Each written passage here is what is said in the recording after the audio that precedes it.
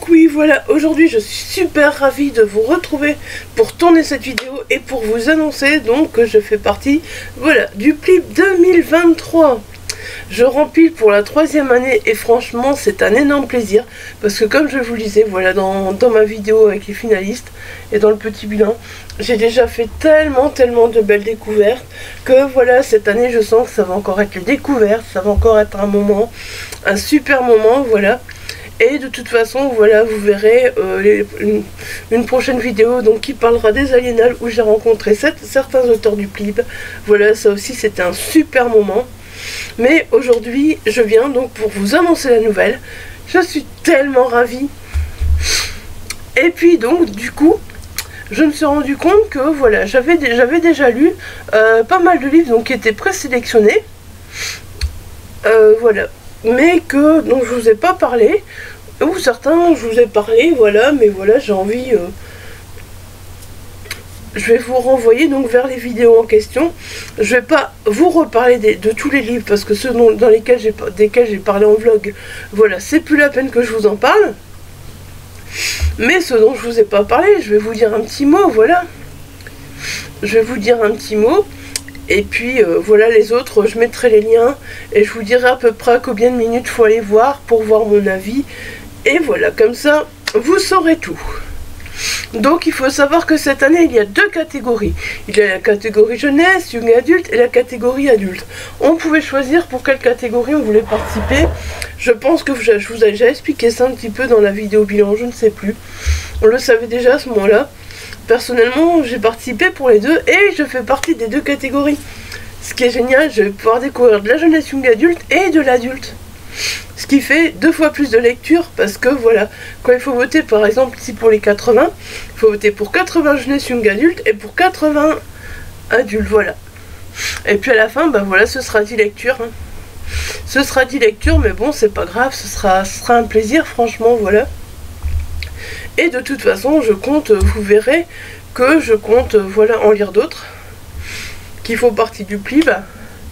Parce que voilà, certains sont rentrés dans ma palle et d'autres sont encore dans ma liseuse, voilà. Donc je compte vraiment continuer à lire pour le PLIB. Sur ce, on arrête de bavarder et on va passer tout de suite donc au premier roman, voilà. Donc Les Orphelins du Rail de Fabien Clavel aux éditions Rageot, donc qui fait partie du PLIB jeunesse young adulte. Franchement, Fabien Clavel, c'est avec ce roman-là que j'avais découvert, donc cette année, bah oui, voilà, parce que c'est un roman qui est sorti en 2022. Et je vous avoue que, bah voilà, déjà, Ces Orphelins du Rail, ça me tentait, cette couverture, voilà, ça m'attirait énormément. Et j'ai bien fait de me laisser tenter, parce que franchement, c'était chouette, c'était vraiment un bon moment de lecture. C'était pas un coup de cœur, mais un bon moment de lecture quand même. Et voilà, j'en retire vraiment des belles choses. Donc on va être avec Mélie qui sera notre héroïne principale. Et franchement, une fois qu'on va être plongé dans l'histoire, on va se retrouver dans sa peau. Et franchement, on va plus la lâcher. Parce que voilà, c'est un truc de fou. Franchement, j'adore comment Fabien Clavel raconte ses histoires. Donc on est avec Mélie, elle vit dans un orphelinat à Budapest. Et ben voilà, le jour de ses 13 ans, elle va recevoir une invitation à participer à une chasse au trésor. J'avoue que voilà, c'est vraiment déjà ça, c'est vraiment le truc qui nous hype. Mais cette chasse au trésor, on est loin de s'imaginer tout ce qu'elle va vivre. Donc ça va l'entraîner dans des folles aventures, franchement. Des aventures inquiétantes, trépidantes. Voilà, il va se passer des choses. Cette chasse au trésor, elle va pas être sans repos, il va se passer plein de choses. Il va avoir quelqu'un, il va avoir un problème, il va avoir quelqu'un de mauvais donc dans cette chasse au trésor, et on va chercher qui c'est. Voilà, on va chercher qui c'est. Et puis on va traverser plein de wagons. Franchement, ces wagons, mais ils sont vraiment tellement bien imaginés. Ils vont nous faire rêver, franchement. À chaque fois, mais je me suis réjouie de les découvrir, voilà. C'était vraiment super, franchement. Mais l'imagination de l'auteur pour imaginer tous ces wagons, franchement, c'était waouh. Alors bah, notre héroïne, on se doute bien qu'elle va pas être toute seule. Elle va croiser, voilà, d'autres orphelins, d'autres endroits, en fait, qui eux aussi vont participer à cette chasse au trésor. Donc ça va être pour celui qui va avoir le plus de points et qui va remporter cette chasse au trésor. Et franchement, j'ai bien aimé parce qu'ils ont tous des différences. Voilà, ils sont tous vraiment... ils ont tous quelque chose de très différent. Mais bon, bah, on reste quand même fixé voilà, sur Mélie. Parce que c'est vraiment notre héroïne principale. Donc, il va avoir un personnage, comme je disais, qui est dangereux. C'est l'Afficiado. Et l'Afficiado... Mais qui est-il? Qui est-il? Franchement, on se pose la question. On se pose la question parce que voilà, c'est un orphelin qui fait... C'est un personnage qui fait du tort aux orphelins. Et du coup, voilà, il y a un vrai mystère autour de ce personnage. On tourne les pages, on veut savoir qui c'est. Du coup, il y a de l'amitié, il y a des frissons, il y a des rencontres, voilà. Un petit côté steampunk qui est super agréable. Il y a en même temps aussi une histoire de classe sociale qui va nous faire réfléchir, voilà. Il y a plein de choses dans ce roman. Et je pense que voilà, pour la jeunesse, c'est super adapté. Ça va nous faire réfléchir. Ça va nous faire réfléchir. Et puis on arrive à la fin et franchement, on voit pas le temps passer. Ça va trop vite. Et bah ouais, on se laisse tellement emporter par cette chasse au trésor et par le mystère de l'Afficiado que voilà, on se voit pas arriver à la fin. Par contre, je peux vous dire qu'à la fin, je l'ai pas vu venir par contre, mais pas du tout. Pourtant, l'auteur a disséminé des éléments tout au long de l'histoire. Mais personnellement, vous me direz si vous l'avez lu, si vous avez vu venir à la fin, mais moi personnellement j'ai pas vu venir comparé à l'Afficiado, voilà. J'ai vraiment pas vu venir et je m'attendais pas à ça. Voilà. Pour moi, voilà, c'était une très belle découverte de l'auteur de Fabien Clavel, voilà. Et je suis contente de le voir dans les présélectionnés du PIB. Et j'espère qu'il ira plus loin. Voilà, on verra. Ça, telle est la question, hein. Moi, en tout cas, j'ai voté pour. Alors ensuite, donc voilà, le second roman qui est en jeunesse young adulte et que j'ai lu, c'est La Longue Nuit de David Moité, aux éditions Didier Jeunesse, voilà. Alors là, clairement, voilà la couverture. En plus, je trouve que, voilà, là, maintenant, j'ai l'impression que c'est vraiment la période idéale, voilà, pour lire ce roman. Déjà, rien qu'en voit la couverture, voilà, c'est Halloween qui arrive. Voilà, on aime les couvertures sombres, voilà, avec des petits brouillards comme ça, la forêt. Je pense que c'est vraiment le super moment pour lire ce roman. Donc ici, voilà, ce qui est bien, c'est qu'on a d'abord une carte, voilà, qui nous permet de nous repérer dans les différents lieux. Et ça, j'avoue que quand on commence avec ça, dans les romans de fantasy, c'est quelque chose que j'aime beaucoup. Parce que, voilà, on retrouve facilement... où est-ce qu'on est, on peut s'imaginer facilement où est-ce qu'on se balade, et ça, je trouve ça vraiment sympa. Après, on va se retrouver avec un extrait du Grand Livre de la Lune, et là, cet extrait, il est juste super. Franchement, j'ai adoré, et ça nous plonge immédiatement dans le bain. Franchement, on est immédiatement dans l'histoire avec cet extrait du Grand Livre de la Lune. Voilà, on va directement embarquer. Donc on va faire la connaissance de Mira qui va devoir réussir l'épreuve de la longue nuit. Un roman de fantasy, réussir une épreuve, c'est souvent. Mais voilà, malgré tout, il y a une originalité un petit peu, j'aime bien. Donc elle va devoir voilà, réussir cette épreuve pour pouvoir devenir la première enquêtrice du royaume. C'est pas rien quoi, devenir la première enquêtrice du royaume, franchement. Je trouvais que c'était original le fait de voilà, réussir une épreuve pour être enquêtrice, c'est souvent pour être reine, machin. Là non, c'est pour être la première enquêtrice, donc... Et franchement, ben voilà, on suit Mira, on est avec elle. On va se demander si elle va réussir cette épreuve. On va se poser beaucoup de questions, on va passer par tellement d'émotions, on va être pris. Voilà.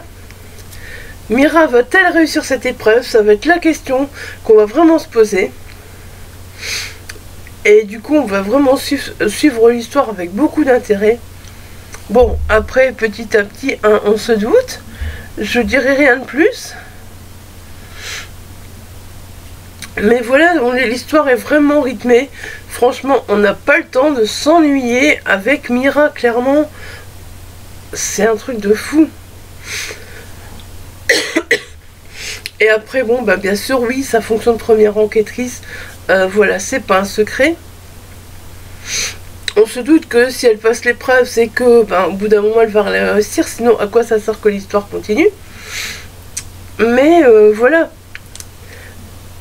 Sa fonction, elle va encore lui réserver des surprises, franchement, auxquelles on ne s'attend pas. Elle va être surprise et on va être tout autant surpris, voilà. Elle va rencontrer des personnages totalement ignobles.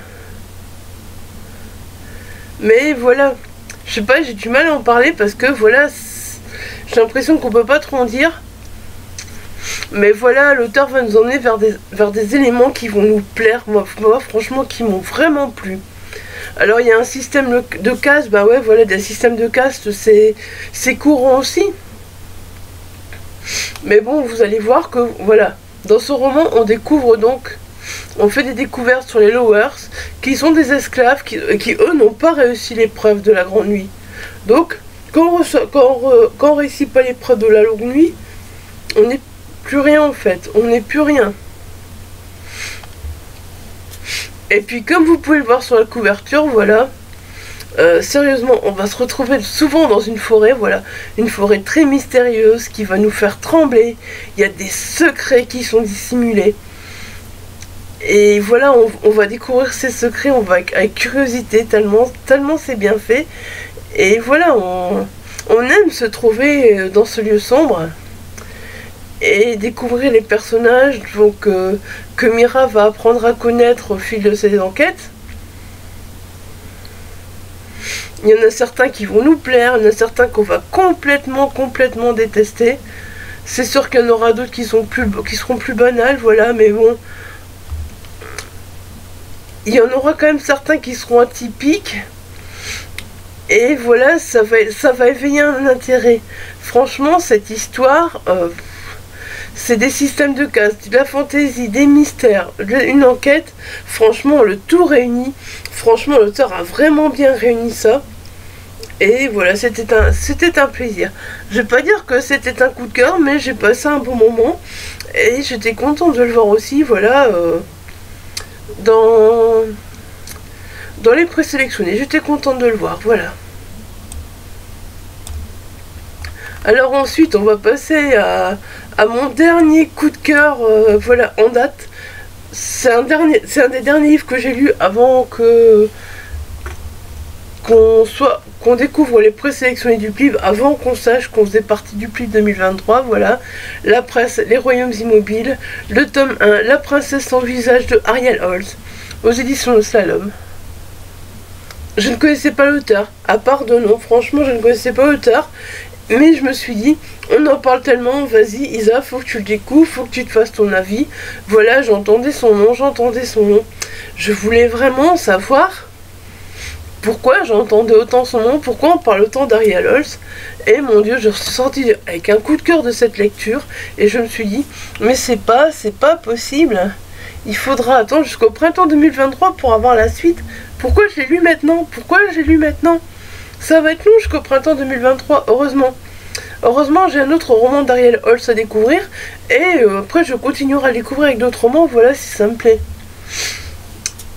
Donc ici, on est avec Ivy. Au fait, à la base, elle vit dans un manoir délabré. Voilà, elle est cachée. Et ben, comme vous le voyez, elle est protégée par son masque. Hein. Mais franchement, dès le départ, j'ai adoré. J'ai eu un coup de cœur pour Ivy. Et je me suis laissée porter par la plume de l'auteur et laissée entraîner avec Ivy tellement, voilà, je sais pas, elle a des qualités, franchement, j'étais touchée par cette jeune fille. Donc voilà, Elle vit dans ce manoir, mais très vite tout va changer pour elle, car elle va apprendre qu'elle est candidate au trône, et elle va devoir affronter d'autres prétendantes dans des épreuves. Oui, bon, je sais, vous allez me dire, bah oui, elle va devoir, voilà, réussir à conquérir le trône avec des épreuves. Il n'y a rien d'original. Ben si. Bah si, parce qu'au fait, l'auteur, il nous entraîne dans un univers sombre, et il y a une petite touche de dérision, franchement, qui est vraiment super agréable. Les épreuves sont vraiment, je trouve, assez originales, voilà, franchement, faut le dire comme il est. Après, c'est peut-être moi, voilà, qui le trouve. Peut-être que certains diront, bah si, c'est banal, les épreuves, tout compte fait. Moi, j'ai trouvé que c'était quand même assez original, franchement. J'ai vraiment aimé, donc suivre Evie dans les différentes épreuves, il y en a 4 en tout. Donc voilà. Et voilà, on est plongé dans sa peau, on la suit dans ses épreuves. Et on est tellement pris dans sa peau qu'on a l'impression de réaliser ces épreuves avec elle. On serait limite fatigué à la fin d'une de ces épreuves parce que voilà, on aurait l'impression qu'on l'aurait fait. J'ai vraiment aimé cette histoire d'épreuve, franchement, j'ai trouvé très original. Alors, on va croiser franchement beaucoup de personnages secondaires. Pour moi, ils le sont restés du moins parce que il y a les autres prétendantes, soit, mais voilà. Pour moi, c'est vraiment Evie qui est restée tout le temps. Evie, c'est elle qui est restée tout le temps. Après, c'est clair que, voilà, elle va les rencontrer autour de sa quête. Et ça va donner un plus à l'histoire, voilà. Mais, voilà, c'est Evie. Alors, à part Evie, voilà, et les autres personnages, l'auteur, il a créé un sacré bestiaire, franchement. Et ça, j'ai adoré aussi découvrir petit à petit au fil des pages tout le bestiaire que l'auteur avait créé dans ce roman. Franchement, j'ai vraiment adoré retrouver différentes créatures. J'ai pas envie de trop vous en parler parce que je préfère, voilà, si je commence à vous dire elle rencontre ça, il n'y a plus de surprise. Donc voilà, je préfère vous laisser découvrir par vous-même. Et d'ailleurs, à la fin du bouquin, donc l'auteur nous a mis des explications sur ce bestiaire. Et j'ai trouvé ça vraiment super de pouvoir tous les retrouver et de savoir qui était qui.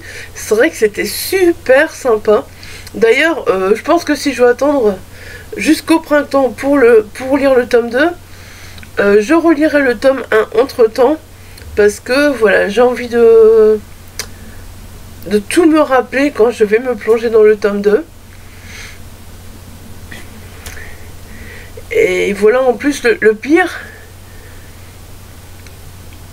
c'est que, voilà, on arrive à la fin, on se dit, mais non, il ne peut pas nous laisser comme ça. Le pire, c'est qu'on arrive à la fin, on se dit, mais non, comment ça se termine?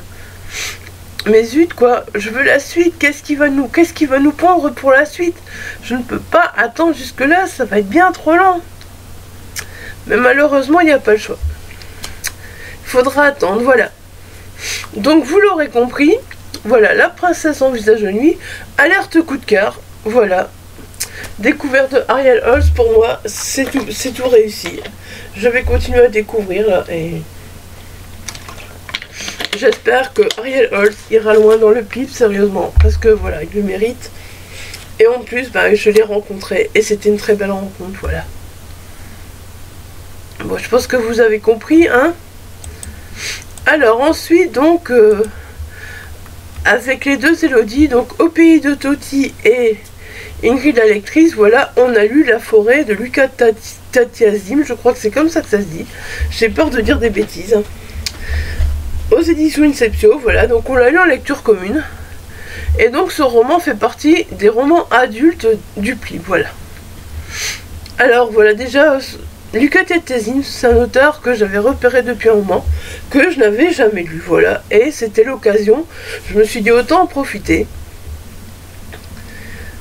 Il fallait que je lise, et je m'arrêterai pas là, c'est clair.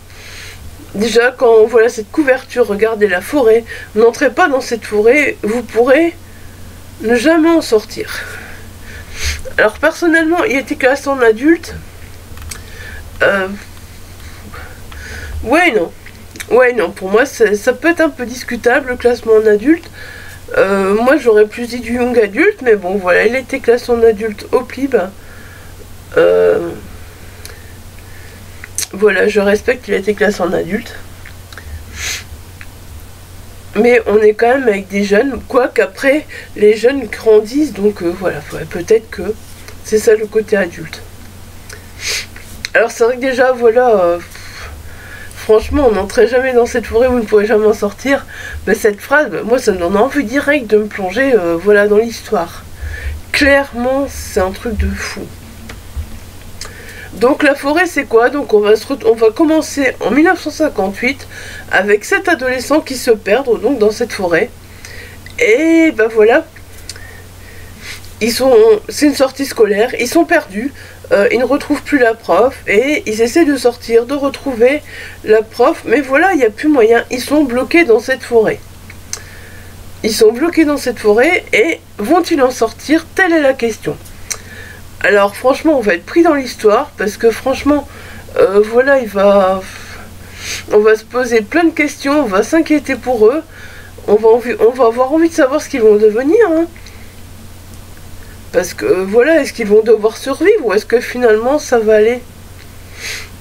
Donc ici, l'auteur nous emmène dans un thriller fantastique, ouais, légèrement fantastique, young adulte aussi, mais je dirais plutôt ça, mais bon voilà. On peut aussi dire adulte vu que, ouais, après ils vont grandir. Franchement, on s'ennuie pas un seul instant en compagnie des jeunes. Et je me suis pas attachée à un jeune en particulier. Je trouve que pour moi, ils étaient tous plus ou moins égaux. Même si, ouais, il y en a qui souffrent plus que d'autres. Je trouve qu'ils ont tous leur souffrance. Et personnellement, bah moi, j'ai pas eu plus d'attachement à l'un qu'à l'autre. Après voilà, c'est peut-être chacun son truc, peut-être qu'il y en a qui n'ont pas eu d'attachement du tout. Mais moi je me suis attachée à tous au fait. Voilà, moi je me suis attachée à tous. Et j'ai franchement aimé donc l'horreur qui frappe le groupe. Franchement, les rencontres étranges qu'ils vont faire. Pourquoi ces choses sont là? Pourquoi ces personnes sont là? Pourquoi cette forêt les tient-elle captifs? Que se passe-t-il? Voilà, c'est plein de questions qui nous viennent. On se pose des questions en même temps que ces jeunes. Le seul petit problème pour moi, c'est... Je sais pas, c'est leur façon de parler et leur âge, voilà. J'ai l'impression... On avait l'impression, voilà, je pense qu'ils ont entre 11 et 13 ans, un truc comme ça, 12 et 13 ans. Là j'ai un petit trou de mémoire, mais c'est plus ou moins ça, c'est 13 ans maximum. Et j'avoue qu'on avait souvent l'impression qu'ils étaient plus vieux dans leur façon de parler, dans leur façon d'être. Après voilà, c'est peut-être l'année qui fait ça, j'en sais rien. Mais voilà, j'avais vraiment l'impression que c'était... je sais pas, ce petit truc il m'a titillé. Et voilà, je pense que j'ai pas été la seule. Mais bon, malgré tout, ça nous empêche pas d'être pris par l'intrigue. Voilà. Donc ensuite on les retrouve bien plus tard. La date, je l'ai oubliée. Et là, on a l'impression que le langage est plus adapté, voilà, à leur âge. On a l'impression que tout est plus adapté à leur âge. Mais du coup, on n'a pas vraiment le sentiment qu'ils ont vieilli. Parce qu'on avait déjà l'impression que c'était plus âgé. Et du coup là, voilà, on n'a pas l'impression qu'ils ont vieilli.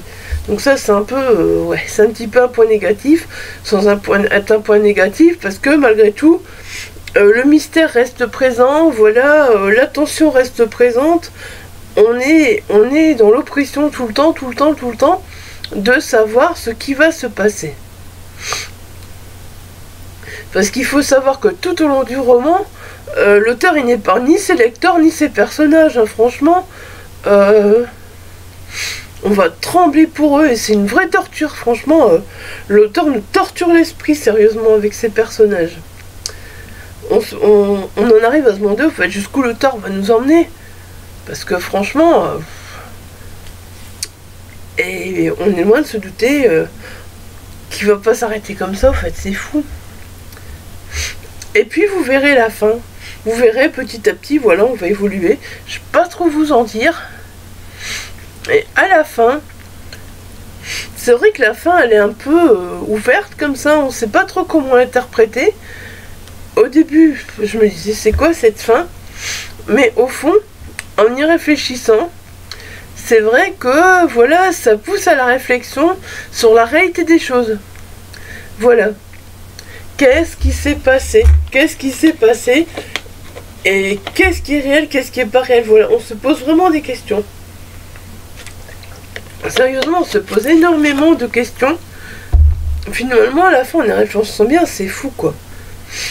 Donc, je trouve que c'est bien que l'auteur a fait cette fin, finalement, parce que, voilà. Alors, par contre, il y a un petit truc que j'ai bien aimé aussi. J'ai jamais lu Sa Majesté des Mouches, je l'ai pas dans ma palle. Mais l'auteur, il fait énormément de références. Et je vous avoue qu'il a réussi à me donner envie de le lire, voilà. Donc, ben, de ces quatre, faudra que je me trouve Sa Majesté des Mouches et que je me le lise, franchement, parce que l'auteur, il m'a tellement intrigué avec ça. C'est un truc de fou, en fait. À chaque fois qu'il en parlait, je me disais, mais j'ai envie de le lire, en fait, mais j'ai envie de le lire. Donc, voilà. Ça, c'était pour la forêt. Alors ensuite, voilà, je vous en ai pas encore parlé non plus sur la chaîne. Les 7 lames de Jérôme Camdescaz, donc aux éditions Crainte Chimère. Donc ici, on est sur de la fantaisie adulte. Franchement, les éditions Crainte Chimère, bah voilà, je fais toujours des belles découvertes hein, chez eux. Je vous rappelle que je vous avais parlé Les Machines ne saignent pas. Et voilà, là, on a les 7 lames. Et franchement, encore une fois, j'ai passé un bon moment de lecture donc avec cette maison d'édition. J'ai découvert un auteur que je ne connaissais pas. Et je suis vraiment ravie. Voilà, ce roman, j'espère qu'il ira aussi loin dans le PLIB. Donc ici, on a un roman en fait qui est divisé en première partie. Au fait, il est divisé en 2 mains. Les chapitres sont des arcanes qui portent un titre et qui sont introduits par une petite phrase. Franchement, cette mise en page, c'est vraiment... Je sais pas, ça change au fait. Première main, deuxième main, arcane, et puis le titre. Je trouve que ça donne vraiment un petit coup de peps au roman, en fait. Voilà, un petit coup de boost, quelque chose d'original au roman. Voilà. Après, bon, c'est vrai que comparé, voilà, je vous ai montré Les Machines ne saignent pas dans un vlog. Là, celui-là, voilà, j'ai lu en numérique, donc je peux pas vous montrer l'intérieur, je peux pas vous montrer la beauté du livre, voilà, mais j'imagine qu'il doit être aussi beau, voilà, que Les Machines ne saignent pas. J'avoue que l'avoir en papier, ça m'aurait... Je pense que, voilà, ça devrait être quelque chose aussi... Ça doit être un bel objet au fait. Il y a des illustrations, voilà, elles sont très belles sur la liseuse, pareil. Donc vous vous rappelez, dans Les Machines ne saignent pas, voilà, je vous avais montré aussi l'illustration. Là, pareil, dans les 7 lames, voilà, il y a des illustrations. Mais malheureusement, bah, sur la liseuse, ça fait pas le même effet, mais déjà, elles étaient très belles. Donc franchement, je pense que au niveau de l'objet livre, on a quelque chose de très bien. Franchement... Je peux me tromper, hein, vu que je ne l'ai pas eu en main, mais voilà, je pense que ça doit être un très bel objet livre. Donc ici, on va faire la connaissance d'Asta. Franchement, j'ai vraiment beaucoup aimé suivre notre reine dans sa quête. Elle va chercher des réponses et on va les chercher avec elle. Donc on va également rencontrer Toph, qui est sa sœur. Pareil, voilà... Elle est super intéressante. Donc voilà, Asta, Toph, 2 sœurs très intéressantes. Et donc voilà, ces 2 sœurs, on va les retrouver dans un univers riche et dense, rempli de magie. Sérieusement, voilà, c'est... J'ai pas trop envie de vous en dire pareil, parce que j'ai l'impression de trop en dire. Mais il y a de la mythologie nordique. Il y a du tarot, voilà, dans ce roman. Il y a plein de choses comme ça qui sont super intéressantes. Et voilà, c'est des petits éléments qui plaisent énormément. Et donc, dans la deuxième partie, Donc dans le deuxième dans la deuxième main, c'est ça. On va faire la connaissance de Inge. Je pense que c'est comme ça que ça se prononce parce qu'il n'y a pas de U. Donc ça doit être Inge. Et franchement, j'ai eu un coup de cœur pour ce personnage. Franchement, elle a un sens de la répartie. Et on ne s'ennuie pas un instant sa compagnie. Voilà, elle a vraiment du caractère. J'ai adoré ça. Franchement, c'est un personnage en couleur. C'est un personnage vraiment génial. Je peux vous conseiller que voilà d'aller découvrir Inge. Asta et Tov aussi, parce que franchement c'est aussi voilà deux sœurs très intéressantes. Après voilà toute l'histoire, tout l'univers qui va tourner autour, qui est super riche et tout aussi, les descriptions voilà des lieux et tout, voilà c'est quelque chose que j'ai beaucoup aimé aussi. Imaginez franchement les paysages, mais les descriptions des paysages, ça fait travailler l'imagination, mais franchement, un truc de fou. Franchement, j'ai vraiment aimé ce roman, sérieusement. J'étais à fond dedans. C'était vraiment, j'ai passé un super moment de lecture aussi, donc avec ce roman, Les 7 lames, voilà. Si je vous en parle, c'est parce que là, j'ai passé un bon moment de lecture, pareil. Donc celui-là, il est en adulte et j'espère qu'il va passer aussi. J'ai des fois un peu de mal à vous parler de certains romans, voilà, parce que, à partir du moment où je les ai lus depuis un moment, c'est pas toujours évident de venir vous en reparler, et je sais qu'il y en a certains, voilà, dont je vous ai pas reparlé tout de suite, et dont j'aurais dû vous reparler plus tôt, mais comme j'ai pas fait de vlog, je pense que j'ai même plus fait de vlog depuis un moment, donc voilà. J'introduis des vlogs et je les continue pas, donc voilà. D'office, je vous parle pas des livres. Mais là, je vais essayer de reprendre les vlogs très bientôt. Alors ensuite, voilà, on a Second Souffle qui est également, voilà, dans la présélection adulte. Je vous avoue que ce roman, au début, j'ai un peu hésité à lire. Parce que, voilà, il y a un peu de romance dedans. J'avoue que le résumé me faisait hésiter. Et finalement, franchement, je suis contente. Je suis contente d'avoir franchi le pas.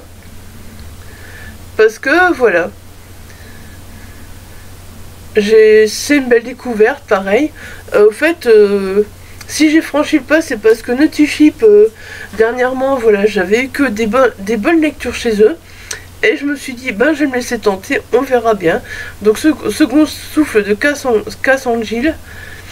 Et puis, j'ai bien fait. Au fait, donc, ce roman commence par un passage d'un journal intime, donc c'est de Elura. Et voilà, c'est la façon dont l'autrice pose les bases, au fait.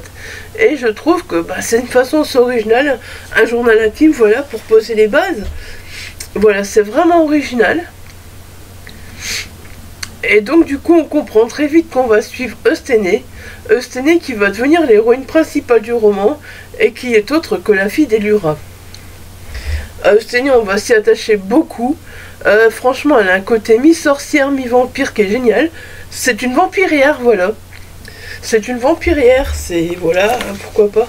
Non, une vampire, c'est ça. Une vampire simplement parce qu'elle est de l'union d'une sorcière et d'un vampire. Ce qui en soi, c'est assez original comme croisement, quoi. Des vampires, on n'en croise pas tous les jours dans les lectures, hein, n'est-ce pas?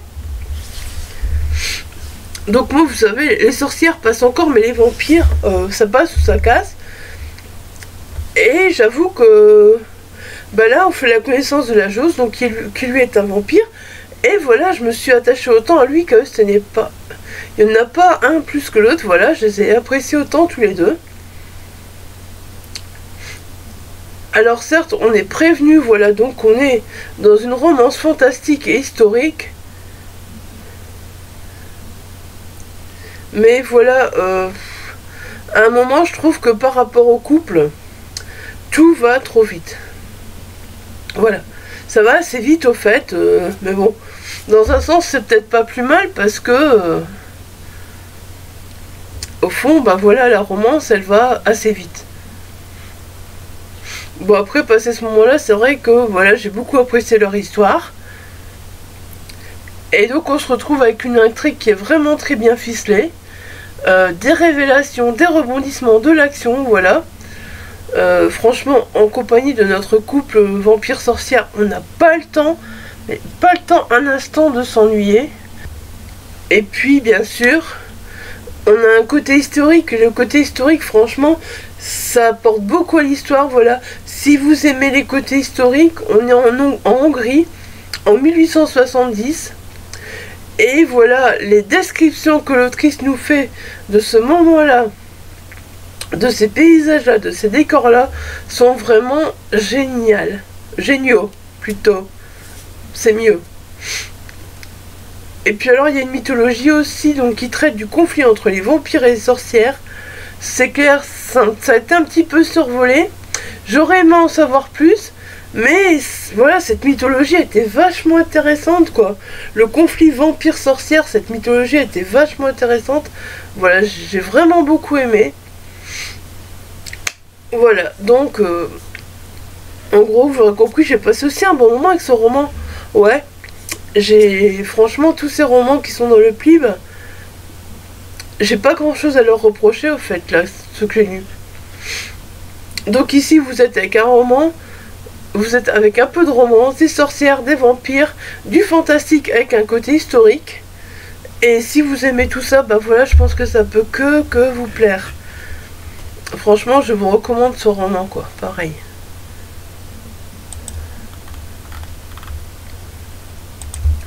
Ensuite, on revient sur Fabien Clavel, voilà, avec les enfants du Préventorium aux éditions Fleurus, voilà.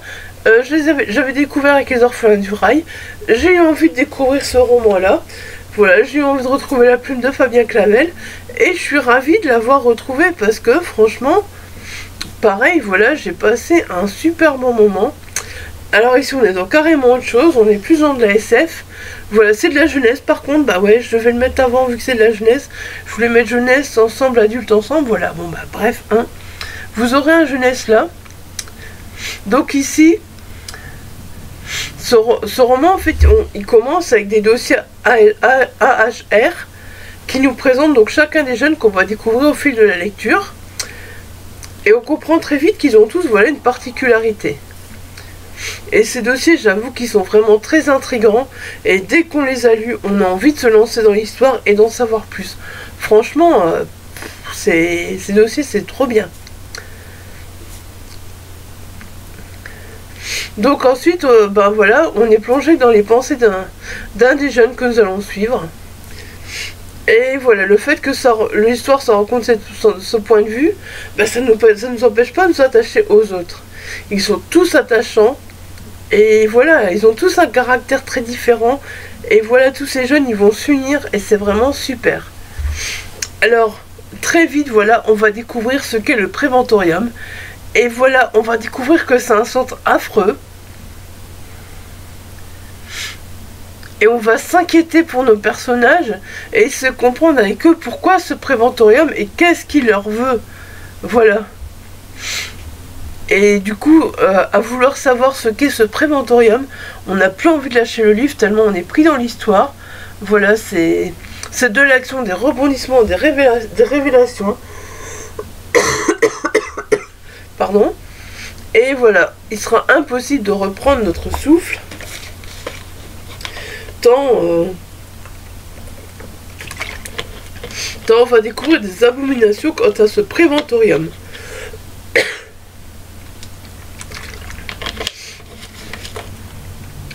Bon, comme c'est un roman jeunesse, voilà, on arrive assez vite à la fin. Mais personnellement, je me suis posé la question, est-ce qu'il y aura une suite ou non aux aventures, voilà, de nos enfants du Préventorium? Est-ce qu'on va les retrouver à nouveau? Je sais pas, je pense que c'est un one shot. Mais personnellement, je trouve qu'une suite, ça aurait pu être sympa. Désolée.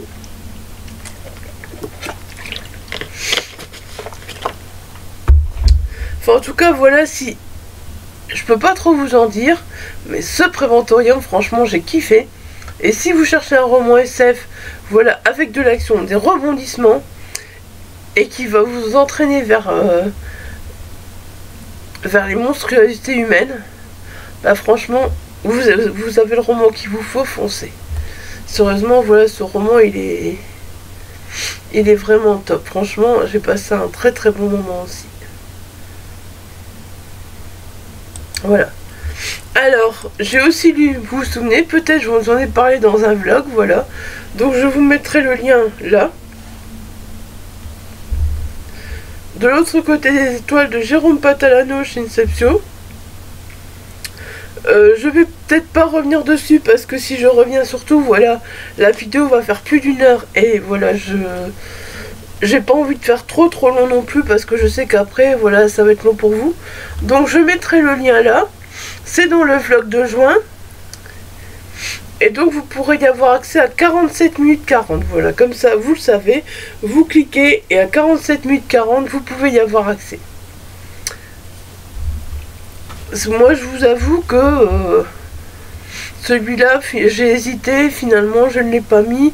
Parce que voilà, je trouvais que j'avais fait des meilleures découvertes. Après voilà,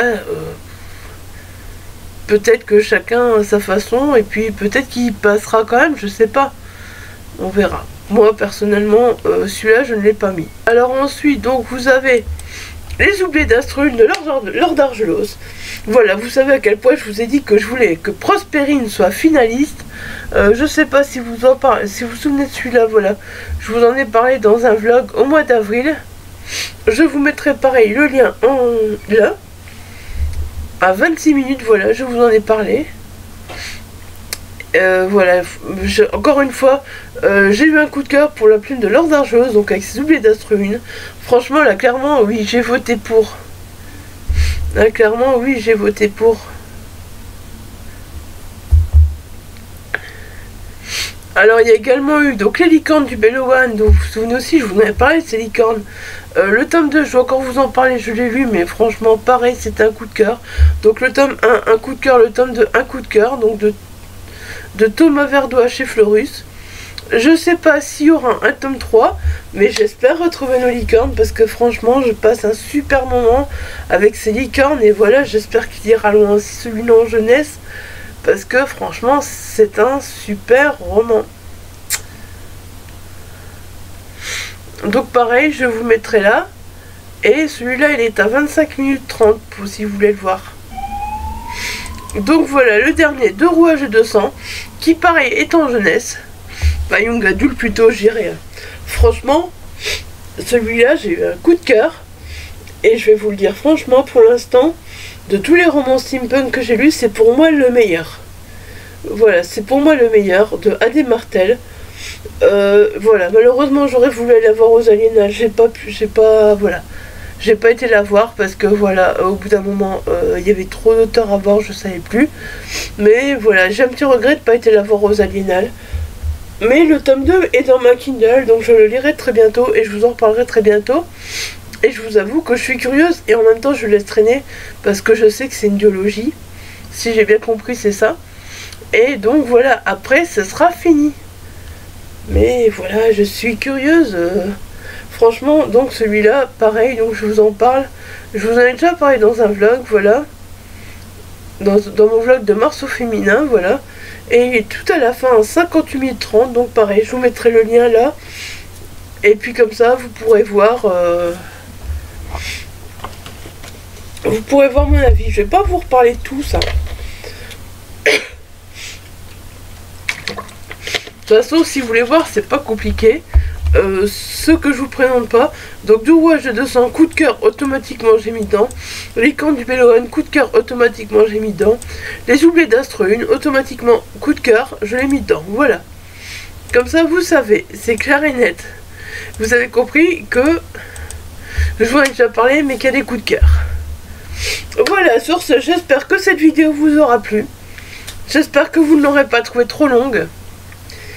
Et j'espère que vous avoir donné envie de lire certains romans. Et si vous avez lu certains de ces romans, n'hésitez pas, comme d'habitude, en commentaire. Ou si je vous ai donné envie de les lire, pareil, n'hésitez pas.